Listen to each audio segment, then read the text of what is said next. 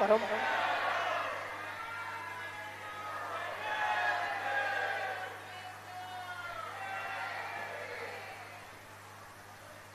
दो प्रकार के पुण्य होते हैं। एक पुण्य वह है जिस पुण्य को सभी चाहते हैं और मिल जाए तो अपने आप को अभाग्य मानते हैं। लेकिन कर्म सिद्धांत में कर्मों के ऐसे विचित्र पुण्य की चर्चा की गई है जिसको कोई चाहता नहीं है, लेकिन मिल जाए तो फिर छोड़ता नहीं। ऐसे कर्म हैं जिन कर्मों को सभी चाहते हैं कि हमारे जीवन में शुभ कर्म का उदय हो,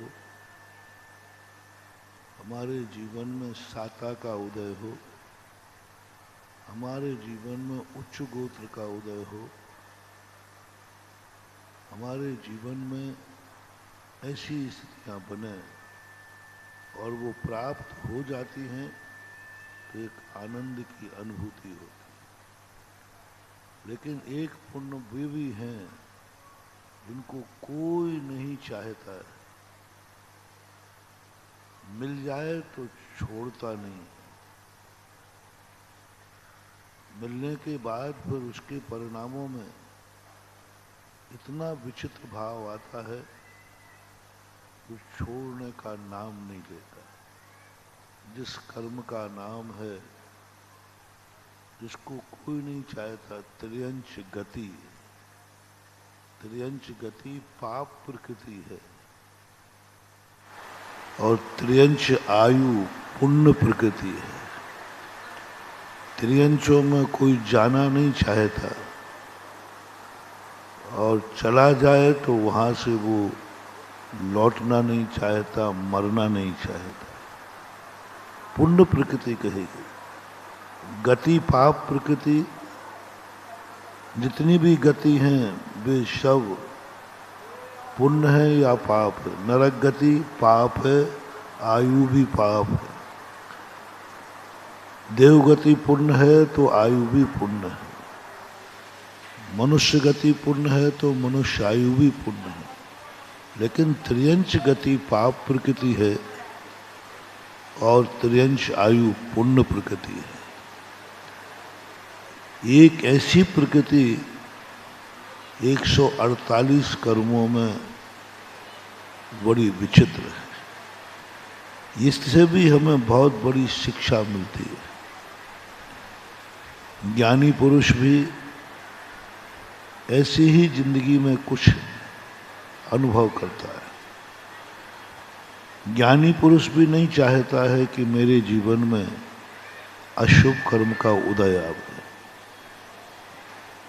ज्ञानी पुरुष नहीं चाहता कि हमारे जीवन में उपसर्ग परिचय आवे। ज्ञानी पुरुष भी नहीं चाहता है कि हमारा कोई दुश्मन हो। ज्ञानी पुरुष भी नहीं चाहता है कि हमारी जिंदगी में परेशानी आए। लेकिन ज्ञानी पुरुष का एक लक्षण होता है, चाहता तो नहीं है लेकिन आ जाए तो भागता भी नहीं।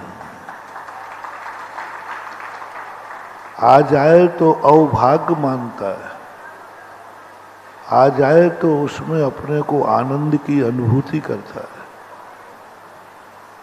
आ जाए तो उसी माध्यम से वो अपनी ऊंचाइयां बढ़ा लेता है।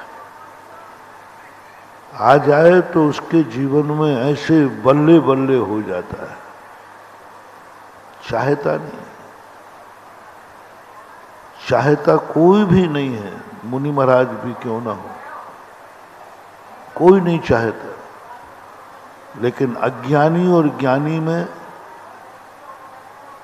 जो चाहता नहीं है वो आ जाए तो रो पड़ता है, दुखी होता है, भागता है, अपने आप को कोसता है। लेकिन ज्ञानी व्यक्ति में बस इतना ही सा अंतर है कि ज्ञानी व्यक्ति चाहता नहीं है, आ जाए तो वो रोता नहीं है। अपना दैनिक प्रवचन भी इसी कड़ी में चल रहे थे।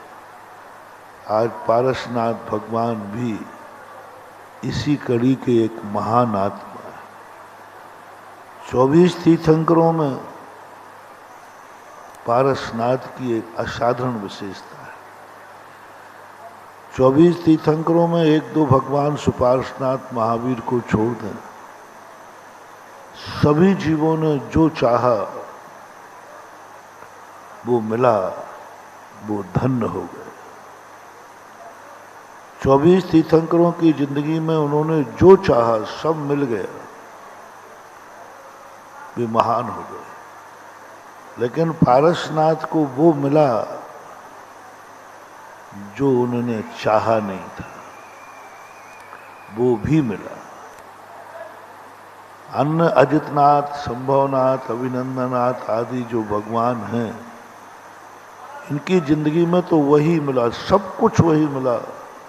जो जो उन्होंने चाहा वह सब उनको मिल गया, जो उन्होंने नहीं चाहा उनको नहीं मिला। 4 तीर्थंकर हैं जिनकी असाधारण विशेषता है। 20 तीर्थंकरों ने तो इतने जीवन में ऐसी कला, ऐसी शक्ति पाई कि जो कुछ भी उनने चाहा एक एक चीज गिन गिन करके मिली, और जो नहीं चाहा उनके पास तक भटक नहीं पाया। लेकिन 4 तीर्थंकर आदिनाथ, सुपार्श्वनाथ, पार्श्वनाथ और महावीर स्वामी, इन्होंने तो जो नहीं चाहा, कभी नहीं, स्वप्न में भी नहीं हुआ, वो इनके जीवन में मिला। अनचाही वस्तु मिल करके, चाही वस्तु पर व्यक्ति खुश हो जाए, चाही हुई वस्तु को कोई वेलकम करे, चाही हुई वस्तु उपलब्ध हो जाए तो उसका तो हर व्यक्ति स्वागत करता है। लेकिन वे असाधारण लोग होते हैं जिसको उन्होंने नहीं चाहा और वह मिल जाए तो उसको भी वेलकम कर लेते हैं। क्या है इतना सब, जो चाहा है वही मिलेगा। वो क्यों मिलेगा जो मैंने नहीं चाहा? लेकिन पारसनाथ को जब मिला अनचाही वस्तु, बहुत बड़ा मोटिवेशन है महानुभाव।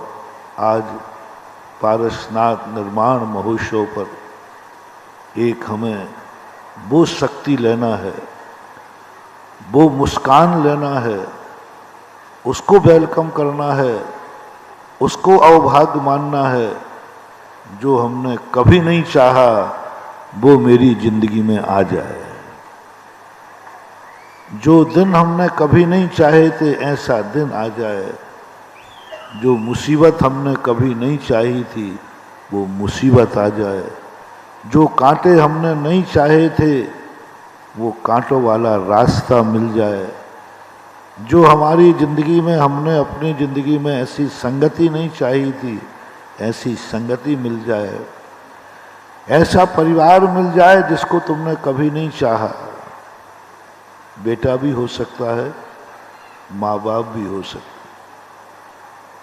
पति पत्नी भी हो सकते हैं। जैसा तुमने नहीं चाहा वैसा पति मिल गया, जैसा नहीं चाहा वैसी पत्नी मिल गई, जैसा नहीं चाहा वैसा बेटा मिल गया, जैसा नहीं चाहा वैसा भाई मिल गया, जैसा नहीं चाहा वैसा पड़ोसी मिल गया।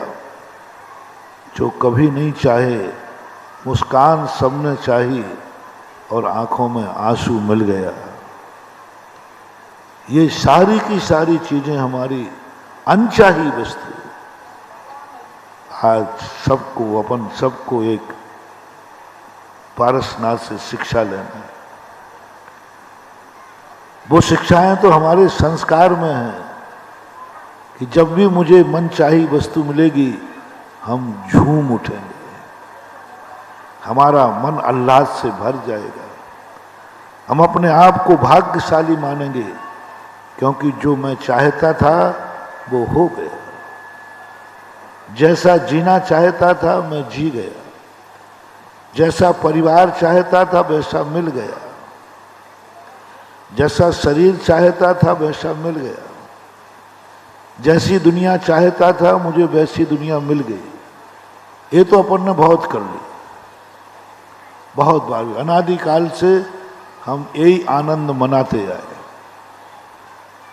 यही आनंद मनाते आए। लेकिन आज हमें वो आनंद की शिक्षा लेना है जो हमने जिंदगी में कभी नहीं चाहा। यदि वो हमारी जिंदगी में आ जाएगा फिर भी हम आनंद की लहर दौड़ाएंगे, और उसके माध्यम से जो व्यक्ति ऐसा आनंद बनाने की कला सीख लेता है उसी का नाम असाधारण तीर्थंकरों में 23वें नंबर के होकर के भी सारे विश्व में नंबर 1 पर पूजे जाते हैं, जिनका नाम पारसनाथ नंबर 23वां है। लेकिन शहीदों की संख्या 24 तीर्थंकरों में सबसे ज्यादा चाहने वाले किसके हैं? पारस। 24 तीर्थंकरों में सबसे ज्यादा मूर्तियां मंदिरों में किसकी हैं? 24 तीर्थंकरों में एक भी तीर्थंकर का कोई व्रत नहीं है, लेकिन पारसनाथ का एक व्रत है, रवि व्रत। किसी भी तीर्थंकर के नाम से कोई दिन नहीं किया गया, पारसनाथ के नाम से रवि व्रत किया गया। बहुत सारी विशेषताएं हैं। तो मैंने सोचा कि इनमें क्या था ऐसा जो 23 तीर्थंकरों के पास नहीं था, तो मैंने इनका पूरे जिंदगी का पूरा सर्वे किया, भगवंतरों को पढ़ा, पार्श पुराण पढ़ा। उसमें एक ही असाधारण विशेषता बनाई कि पारसनाथ ने जो नहीं चाहा उसके मिलने पर अपने परिणाम नहीं बिगाड़े बल्कि खुशी हुई।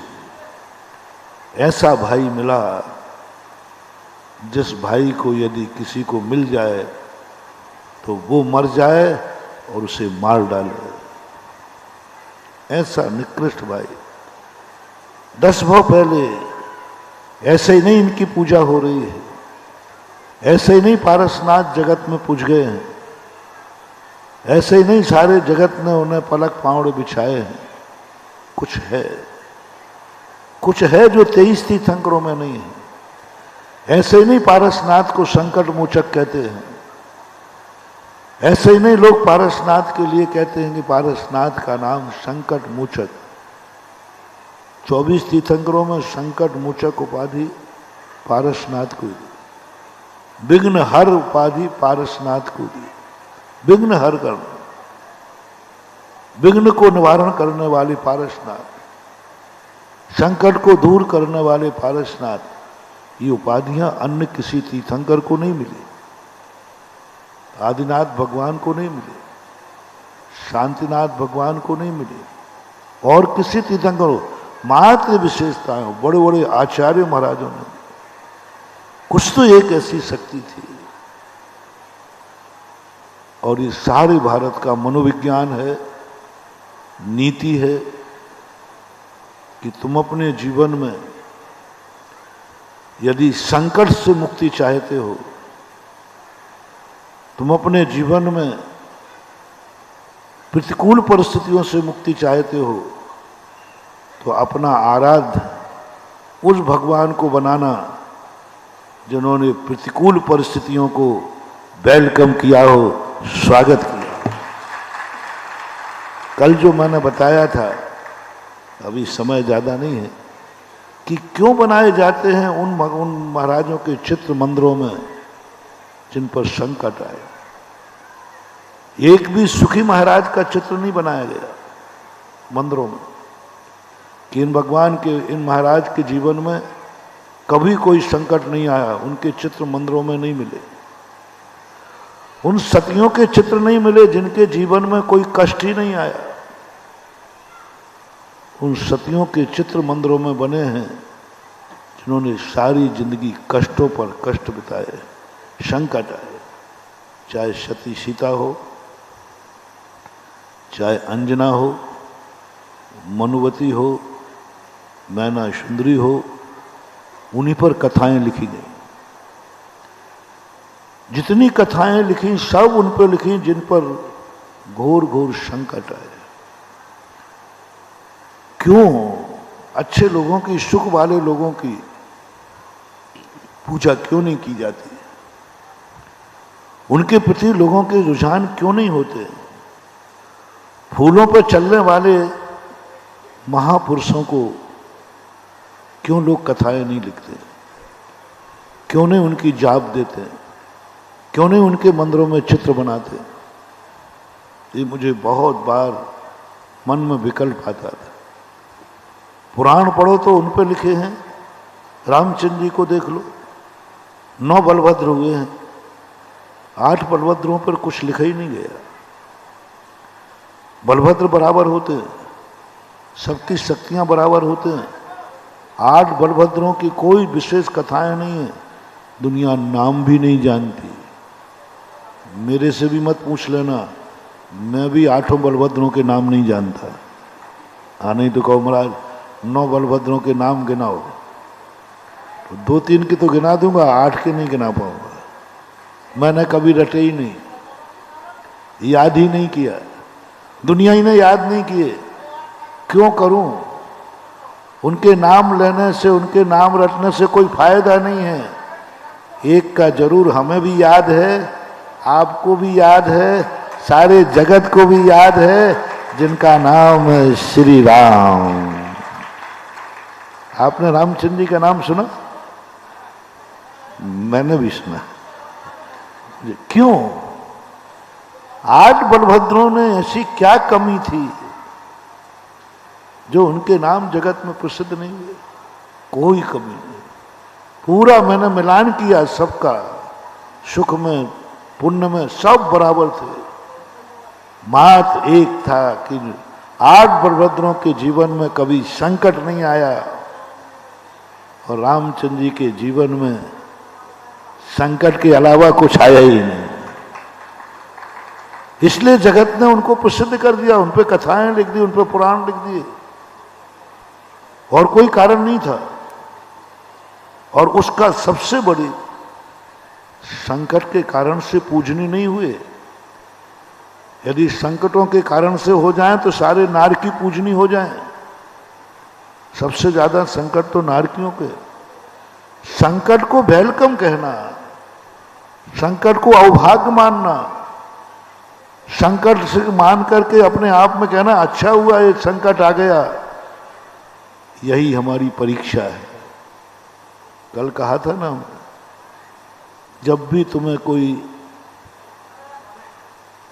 अशुभ कार्य होने पर सजा मिले तो भाग्यशाली मानना, अच्छा हुआ, जैसा किया था वैसा फल मिल गया।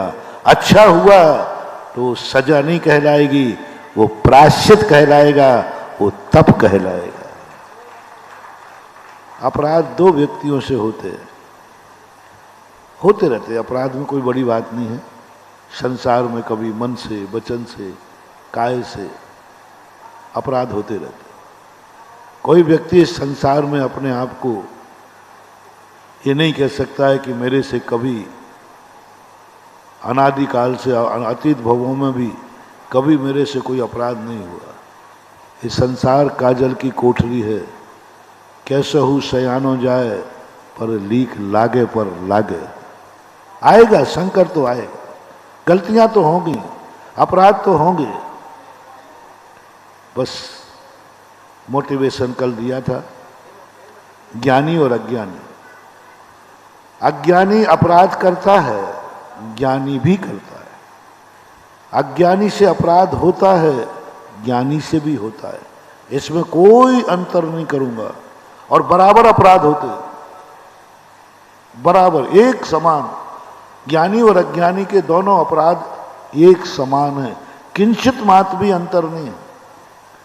अब फर्क जहां मैं कर रहा हूं वहां समझना, अज्ञानी व्यक्ति अपराध करने से नहीं भागता है, सजा से भागता है।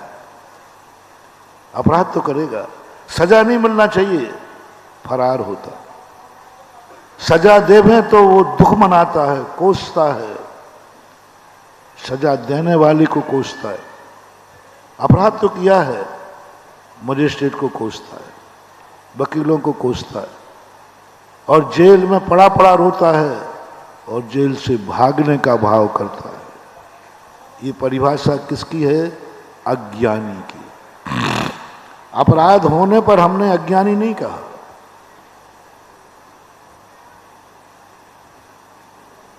अपराध होने पर हमने अज्ञानी नहीं कहा, शास्त्रों में भी नहीं कहा।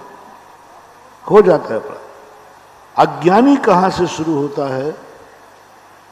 जब व्यक्ति अपराध करने के बाद सजा से भागता है, दंड से भागता है, और दंड को दुर्भाग्य मानता है। जेल मिल जाए तो जेल से भागने का प्रयास करता है। बस यहां से तुम अज्ञानी शुरू हो गए।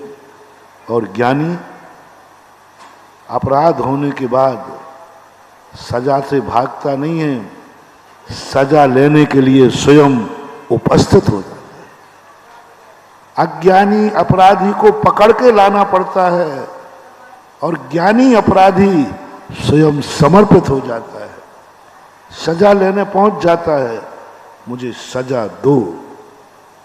अज्ञानी भाग रहा है, मुझे सजा मत दो, अपराध तो किया है लेकिन सजा से बच जाऊं। और ज्ञानी कहता है मुझे सजा दो। वो सजा लेने पहुंच गया, कोतवाली वो सजा लेने पहुंच गया, मुझे अरेस्ट करो। और मजिस्ट्रेट के सामने अज्ञानी की गवाही लाना पड़ेगी। वो मना करेगा मैंने नहीं किया, तो फिर कानून कहता है गवाही लाओ। और ज्ञानी कहता है किसी गवाही की जरूरत ही नहीं, मैंने अपराध किया है, मैं खुद बोल रहा हूं कि मुझे सजा दो। बस यहां से ज्ञानी शुरू हो जाए। जब जब तुम्हारे मन में ये भाव आवे अपराध करने के बाद कि मुझे सजा मिलना चाहिए, मैं सजा चाहता हूं, और जब सजा मिले तो रोना मत, अवभाग्य मानना, आज मैं धन्य हो गया सो तपस्वी हो जाओ। 3 बातें कही। अपराध से मैंने बरी नहीं किया, अपराध मानने के बाद सजा लेने का भाव, मुझे सजा दीजिए। और सजा मिलने के बाद यदि तुमने अंदर एक आनंद की लहर दौड़ गई, ओहो आज धन्य हो गया। सजा मिलने पर धन्य होना है, बरी होने पर नहीं। बरी होने पर तो अज्ञानी बहुत होता है, अपराध भी कर लिया, बरी भी हो गया। नहीं, सजा मिलने पर यदि तुम्हारे चेहरे पर मुस्कान आ जाए, अंदर से एक आनंद की लहर दौड़ जाए, और ये निकल जाए मुख से, मुझे सजा मिल गई, मैं धन्य हो गया, ऐसी अनुभूति जब आती है उसको तपस्वी बोलते हैं। जिसकी बात मैंने कल कही थी, प्रायश्चित वही है।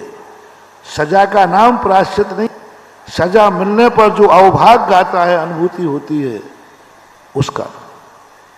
कब कब जब तुम्हारे जीवन में प्रतिकूल परिस्थितियां आवे तो तुम्हें मुस्कुराना है।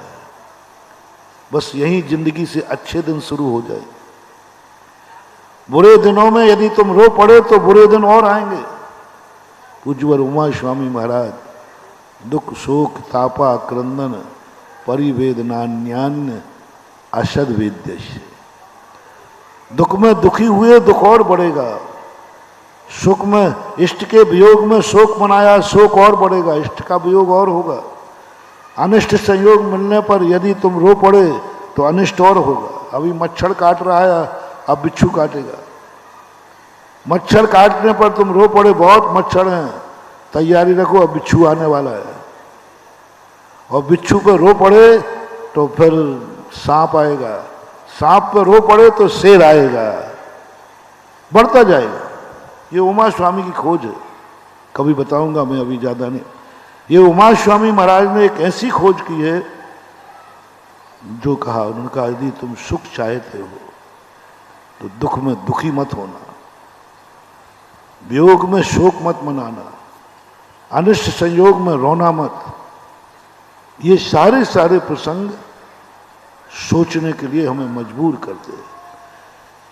जब जब तुम्हारे जीवन में ऐसा परिणाम आवे कि मेरी जिंदगी, मेरा दिन बहुत प्रतिकूल चल रहा है, मेरे बहुत अशुभ दिन चल रहे हैं, मुझे बहुत घाटा हो रहा है, मैं बहुत बीमार हो रहा हूं, मेरे शत्रु बहुत बढ़ रहे हैं, मेरे रास्ते में कांटे बहुत हैं, और आगे अनुभव में आगे, बस उसी दिन तुम भगवान को श्रीफल लेकर चले जाना, भगवान आओ भाग्य है, मैं धन हो गया, मैंने जैसा किया था वैसी सजा मुझे मिल गई, मैं गरीब हो गया, मैं बर्बाद हो गया, मैं दिवालिया हो गया। जिस माटी को छूता हूं, सोने को छूता हूं, माटी हो जाती है।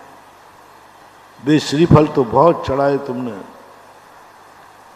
जब तुम्हारी दिवाली होती है, जब तुम्हें बहुत फायदा होता है तो भगवान से खुशी मनाते हो, हमारे पास भी आ जाते हो, महाराज आपकी कृपा से आज मैं वो श्रीफल चढ़ा रहा हूं कि तुम दिवाली के दिन दिवालिया घोषित हो रहे हो और तुम श्रीफल लेके आ जाओ। बोले महाराज धन हो गया, क्या हो गया, आज दिवाली पर दिवालिया हो रहा हूं। ये शब्द सुनना चाहता हूं।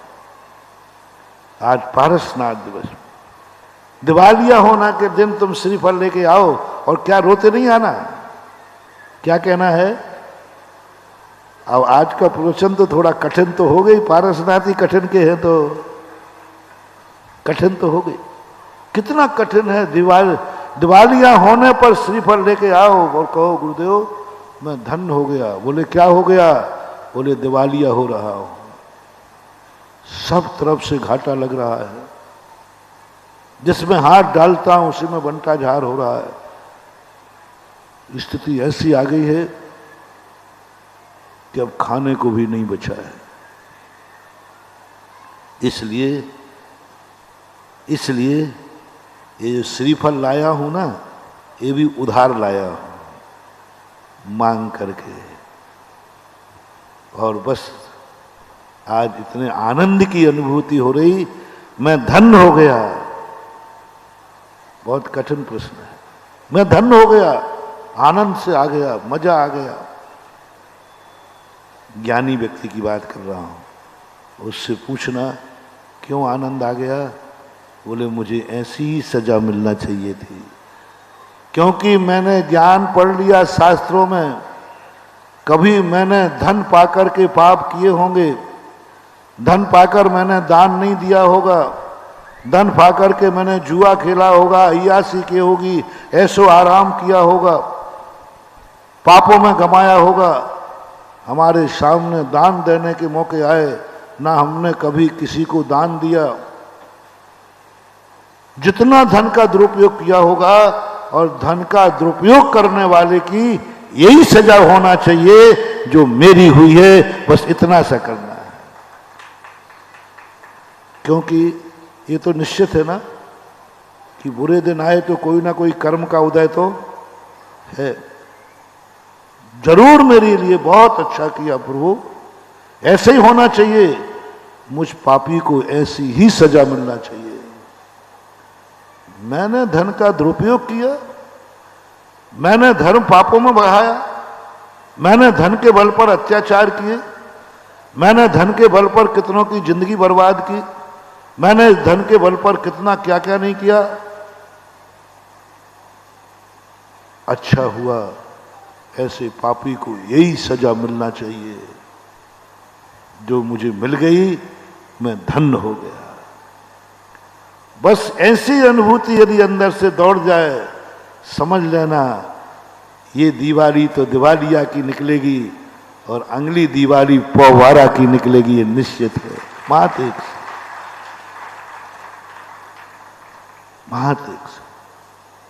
पूज्य रविशरण महाराज ने अंजना का दिन, अंजना इस बात से दुखी नहीं थी, कभी दुखी नहीं हुई कि मेरे ऊपर दुख क्यों आया है, कोई दुख नहीं था उसको।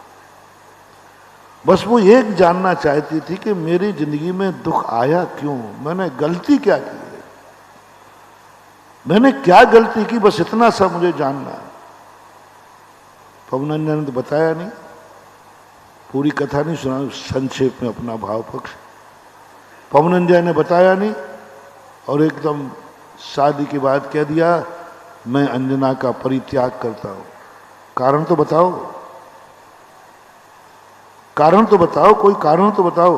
कारण नहीं बताया, 22 साल तक कारण नहीं बताया, मालूम ही नहीं था।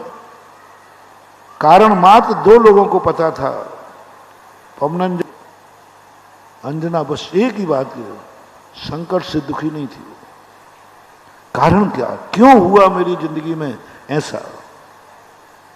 आप लोगों को भी जब जिंदगी में संकट आवे उससे घबराना नहीं, उसको दूर करने का उपाय सोचना नहीं, बस एक जरूर खोज करना, ऐसा क्यों हुआ। तो हमने अंजना जंगलों में भटक रही है, घर में हनुमान है, महाराज मिल गए एकाएक अवधि ज्ञानी। उससे उन्होंने महाराज से कुछ नहीं पूछा, बोले महाराज बहुत संकट है, ये संकट दूर करो, नहीं कहा। कब संकट दूर होगा नहीं पूछा, नहीं पूछा।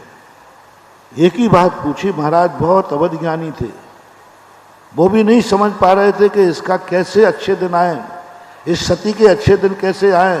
तद्भव मोक्षगामी जीव गर्भ में विराजमान है, वो भी, लेकिन कैसे करें उनका भी दिमाग काम नहीं कर रहा। तब अंजना ने एक प्रश्न किया, महाराज ने कहा बहुत दुखी हो आप। बोले महाराज कोई बात नहीं, ये तो दुख आते रहते हैं, इसको दूर करने का उपाय। बोले महाराज क्या उपाय है, आने दो तो किससे क्या बिगड़ता है। यदि महाराज यदि आप कुछ अवधि ज्ञान आपके पास हो तो बस इतना सा बता दो, ये दुख मुझे किस लिए आया है। तब अंजना को बताया गया कि पूर्व भव में तूने अपनी सौतिया डाहे के कारण से 22 मिनट के लिए जिनेंद्र भगवान की मूर्ति को छुपाया था, पानी में डाल दिया। मात क्योंकि तेरी सौत का नियम था बिना दर्शन के हम भोजन नहीं करेंगे, और उसका एक दिन पहले उपवास था, अष्टान का पर्व के उपवास थे, और 8 दिन से उसने अन्न जल ग्रहण नहीं किया, और 9वें दिन जब तक भगवान का दर्शन नहीं होगा वो ग्रहण नहीं करेगी। तो तुमने कहा, तुमने अन्न भाव आया भगवान को गायब कर दो, ये 9वां दिन भी भोजन नहीं कर पाया। तो 22 मिनट के लिए तूने मूर्ति का अपमान किया था। भगवान अंजना के चेहरे पर जो तेज था, नाच उठी अंजना। ओहो, बोले अच्छा हुआ, ऐसे पापी को, पापिन को यही सजा मिलना चाहिए। और मुझे खेद है महाराज, इतने बड़ी पापिन को 22 वर्ष की सजा, इतनी बड़ी पापिन को जिसने मूर्ति का अपमान किया, 22 वर्ष बस, इसे तो 22 सागर की आयु का 6वें नरक का दुख मिलना चाहिए था। ये वो पापिन हूं, क्या गजब का। 22 सागर, स्त्री 6ठे नरक तक जाती है, 22 सागर की आयु की सजा, कष्ट मुझे मिलना चाहिए था, माफ किसने करा दिया। 22 सागर के कष्ट को 22 साल में, इतनी छोटी सजा। नहीं, ये मेरे साथ अन्याय हुआ है, जिसने भी ये अन्याय हुआ है। क्या गजब का सोच। दुनिया तो कहती है 22 साल की मिली, ये भी अन्याय हुआ है, और वो कहती है जिसने भी सजा कम की है वो न्यायाधीश नहीं है। मुझे और सजा मिलना चाहिए थी, मुझे हजारों सैकड़ों भवों तक ऐसे दुख मिलना चाहिए थे, भवांतर तक भी मुझे घानी में पेला जाए, नरकों में डाला जाए, तो भी सजा कम है, और ये सजा अन्याय हुआ। ये उपवास सुनकर महाराज ने कहा, क्या बोल रही है अंजना, आज तक दुनिया में मैंने ऐसा जीव नहीं देखा जो कम सजा मिलने पर अन्याय कह रही है, और ये कह रही है ठीक मिली सजा, ऐसी ही मिलना चाहिए मुझे, क्योंकि मैंने अपराध किया। महाराज मुस्कुरा गए, बोले जाओ देवी, अब तुम्हारे बुरे दिनों का अंत आ गया है। अभी अभी जो तुमने जो निधत्त निकाचित कर्म था, अभी अभी जो तुम्हारे मन में जो दुख का पहाड़ टूटा था, जब तुमने ये सुनकर कहा कि ठीक हुआ, मुझे यही सजा मिलना चाहिए थी और कम सजा मिली, इसी समय तुम्हारे सारे असाता कर्मों का क्षय हो गया और बहुत जल्दी शुभ उदय आने वाला है। इतने जल्दी कोई नमोकार मंत्र से शुभ उदय नहीं आएगा। मुनि भी बन जाना, तपस्या कर लेना, तो भी नहीं आएगा। संसार में, दुनिया में कोई भी ऐसा व्रत नियम नहीं है जो इतने जल्दी कर्मों का क्षय कर दे, जो यह व्रत है कि जब तुम्हारे अशुभ कर्म के उदय आए तो रोना मत, ये कहना जरूर मैंने ये खोटा काम किया है, तभी मेरे अशुभ कर्म का उदय आया, आज नहीं किया कल किया होगा, कल नहीं परसों किया होगा, इस भव में नहीं अगले भव में किया होगा, लेकिन किया होगा। बिना किए हुए कभी कोई किसी को कष्ट होता नहीं, कर्म कभी बिना निरपराधी को सजा देता नहीं। मैंने जरूर किया, भवांतर में किया होगा, अच्छा हुआ, अच्छा हुआ मैंने पैसे का दुरुपयोग किया, बहुत दान के मौके मिले, मंदिर बन रहे थे, चतुर्मास हो रहे थे, विधान हो रहा था, लेकिन मैंने 1 रुपया भी दान नहीं दिया और पापों के लिए तिजोरियां खोल दी थी। भोग विलासिता के लिए हमारे पास खूब धन दौलत था। इसका परिणाम आज है कि मैं घाटे में हो गया, गरीब हो गया। भगवान अच्छा हुआ मैं धन हो गया, या सजा पाकर के समझ लेना तुम्हारी गिनती अब तपस्वियों में आ गई, और तपसा निर्जराश्च, तब से ही निर्जरा है। और सबसे बड़ा सरल तप, सबसे कठिन तप अभ्यंतर तप होते हैं, जिनमें एक प्रायश्चित आता है, और प्रायश्चित का अर्थ सजा मिलने पर धन्य मानना, सजा मिलने पर धन्य मानना। प्रतिकूल परिस्थिति, पारसनाथ जीवन का यही 10 भव पहले ऐसा भाई मिला, ऐसा निकृष्ट भाई मिला, संसार में शायद ही ऐसा कोई दूसरा भाई मुझे देखने में सुनने में नहीं आया, और यदि होगा तो वो कोई भाई ऐसे भाई को जिंदा नहीं रहने देगा। सब कुछ बर्बाद कर दिया। बड़ा भाई था, अग्निभूति और वायुभूति, सब कुछ बर्बाद कर दिया। मेरे मुंह से कहने में थोड़ा सा संकोच हो रहा है। जिस ढंग से उसने बर्बादी की, सब कुछ लूट लिया। उसकी पत्नी के साथ जो किया वो शब्द बोलने लायक नहीं। सारे नगर में थू थू हो गई। राजा ने कहा कि ऐसा निकृष्ट व्यक्ति मेरे राज्य में रहने लायक नहीं है, इसको फांसी दी जाएगी, देश निकाला दिया जाएगा। लेकिन राज की व्यवस्था ऐसी थी क्योंकि वो राज में ही उसमें समाहित था, पदों पर था, देश निकाला। जब पारसनाथ का जीव लौट के आया, जब घर की हालत देखी, पत्नी का हालत देखी, दिल दहल गया। हर व्यक्ति का दहल रहा था और हर व्यक्ति कहता है ऐसा व्यक्ति जिंदा नहीं रहना चाहिए। मैं समझता हूं कि किसी धर्मात्मा से पूछोगे तो वो भी कहेगा ठीक है। ऐसे व्यक्ति की यदि मौत आ जाए, ऐसे व्यक्ति को कोई मार देवे तो धर्मात्मा भी कहें कोई गलत नहीं हुआ है। ऐसे व्यक्ति की भाई की हत्या कर देवे तो सब यही कहेंगे कोई गलत नहीं किया, उसने इतना बर्बाद किया है, मारने में कोई पाप नहीं लगेगा। शायद कर्म भी वैलिड कर दे, कर्म भी कह दे ऐसे भाई की हत्या करने में कोई पाप नहीं बंधेगा जो पाप उसने किया था। और ऐसा कोई व्यक्ति नहीं जो ये कर्म को नहीं ठोके मैंने क्या पाप किए, मेरा ऐसा भाई मिला, बद्दुआ देगा, मार डालेगा। लेकिन हमारे प्रभु अभी भगवान नहीं बने, तीर्थंकर नहीं बने, राजा रोक रहा है उस दुष्ट को भाई मत मान तू।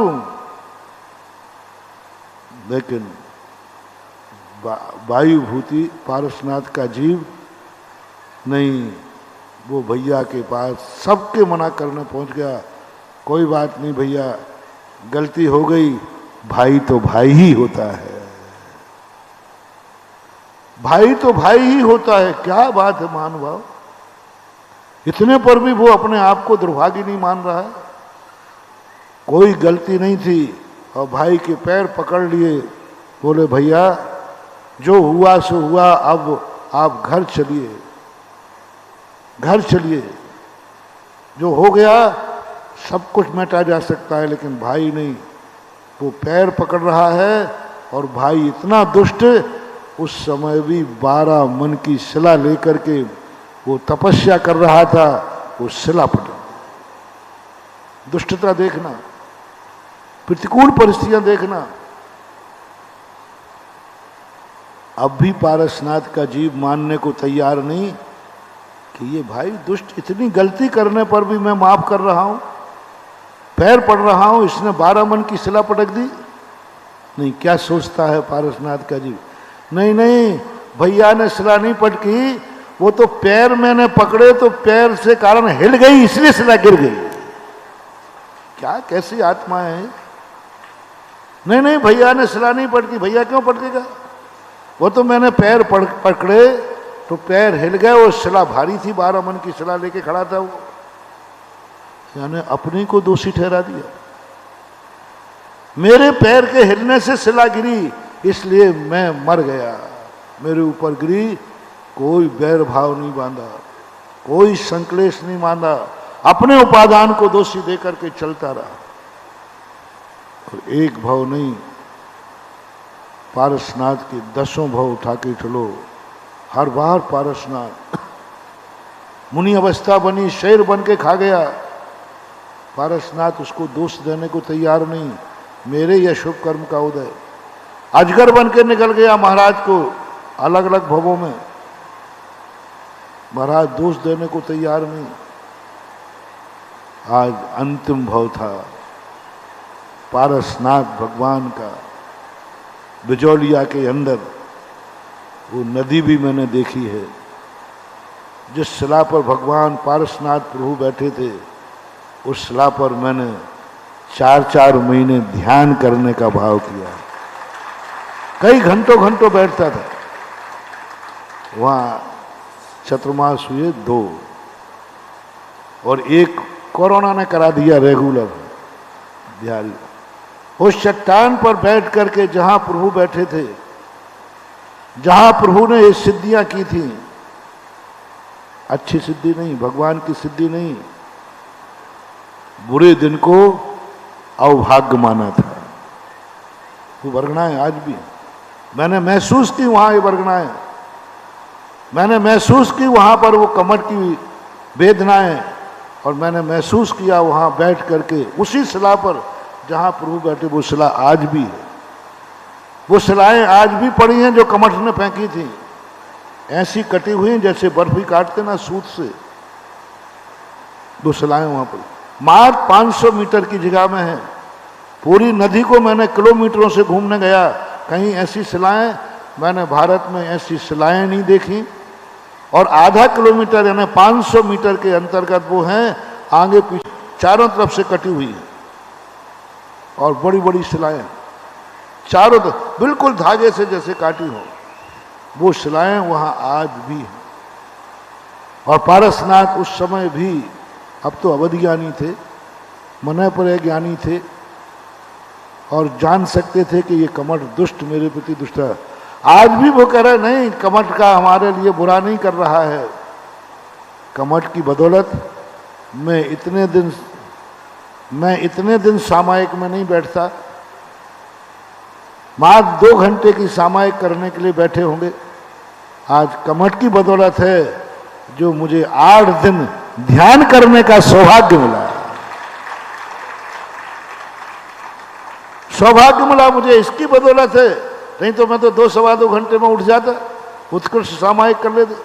लेकिन कमठ की बदौलत है कि मुझे 8 दिन तक ध्यान करने मिला। अवभाग्य मेरे, अच्छा हुआ कमठ तू आ गया तो तेरे कारण मुझे ध्यान करने का मौका मिला। सोच देखो क्या हो, यानी अशुभ को भी शुभ मान रहे हैं। तो आज पारसनाथ दिवस पर, क्योंकि कहने को तो बहुत है, पारसनाथ पुराण में ही पूरा चतुर्मास निकल सकता है। पारसनाथ की जीवन शैली इतनी, जीवनचर्या इतनी आदर्श है, शिक्षाप्रद है, हमारे लिए बहुत शिक्षा देती है कि पूरा चातुर्मास भी उसी पे बोला जाए। इतने पहलू हैं, इतने विषय हैं पारसनाथ के, लेकिन आज हम संक्षेप में ही तुम्हारे लिए कहना चाहता हूं कि संकट मोचन का अर्थ यही है। वही महान आत्माएं जो संकट आने पर अपने आप को दुर्भाग्यशाली नहीं मानते, भाग्यशाली मानते। संकट आने पर रोते नहीं हैं, दूसरों को दोष नहीं देते हैं, बल्कि उस सजा को प्रायश्चित तप में बदल करके अपने पाप कर्मों की निर्जरा कर देते हैं, क्योंकि तप से निर्जरा होगी। और ये सबसे सरल सस्ता तप है। उपवास करना थोड़ा कठिन है, 1 करोगे, 2 करोगे, 4 करोगे, चक्कर आ जाएगा। अनोदर भी कम है, थोड़ा कठिन है। रस परित्याग भी कठिन है, कुछ गड़बड़ हो सकता है, नमक नहीं, ब्लड प्रेशर लो हो जाए, बहुत कठिन है। विनय करना भी थोड़ा कठिन है। सबसे सरल तप यदि कोई है तो प्रायश्चित तप है, जिसमें मात्र अपन को अशुभ कर्म के उदय में मुस्कुराना है, धन्य मानना है। अच्छा हुआ मेरा अशुभ कर्म का उदय आ गया, क्योंकि जिसको किया था वैसी सजा मिलना चाहिए। ऐसी अनुभूति, ऐसा चिंतन करके अपने परिणामों को निर्मल बना के रखो। निमित्त को दोष देना बंद करो, उपादान को दोष दे दो। यही सबसे बड़े संकट मोचक का सूत्र है। निमित्त को नहीं, 10 भाव तक भी नहीं, सारा दोष उपादान को दीजिए। और जब उपादान को हम दोष देंगे तो अशाता शाता में परिवर्तित हो जाएगी। और हमारे जो अशुभ दिन हैं, जैसे अंजना का अशुभ दिन मात्र इसलिए टल गया कि उसने कहा ये सजा कम मिली है, मुझे ज्यादा मिलना चाहिए। आप अपने अशुभ कर्मों के उदय में 3 बातें सीखना है आपको। पहली बात, जब भी अशुभ कर्म का उदय आवे, जब भी दुख का उदय आवे, तब एक ही बात सोचना, मैंने जरूर इस प्रकार का कोई गलत कार्य दूसरों के साथ किया था। जो दुख मेरे ऊपर आया है, मैंने जरूर ये दुख किसी को दिया था। जरूर मैंने इसका कोई दुरुपयोग किया था। बीमारी आ गई, दवाई नहीं छूट रही है, जरूर मैंने, मेरे सामने बीमार पड़ा होगा कोई व्यक्ति, मेरे पास दवाई पैसा था कि मैं उसको बचा सकता था, लेकिन उसकी फिक्र किए बिना मैं घूमने के लिए चला गया, होटल में जाके लाख रुपया बर्बाद कर दिए। और सामने मरीज था, उस 1 लाख रुपए से माँ निपुती होने से बच जाती, 1 लाख रुपए से एक स्त्री विधवा होने से बच जाती, और 1 लाख रुपए से बच्चे अनाथ होने से बच जाते। लेकिन उसके बावजूद भी हमें मौज मस्ती का ऐसा नशा चढ़ा था, उनकी तरफ देखे बिना हम जाकर होटलों में घूमने चले गए। जरूर मैंने इतना निर्दयी और कसाई हो गया हूँगा, तभी मेरी जिंदगी में इतनी बीमारी आ गई कि इसका इलाज ही नहीं हो रहा। ये चिंतन तुम्हें करना है, ये विचार तुम्हें करना है। गरीबी को विचार करने का मंत्र मैंने दे दिया, हर गरीब को ये विचार करना है।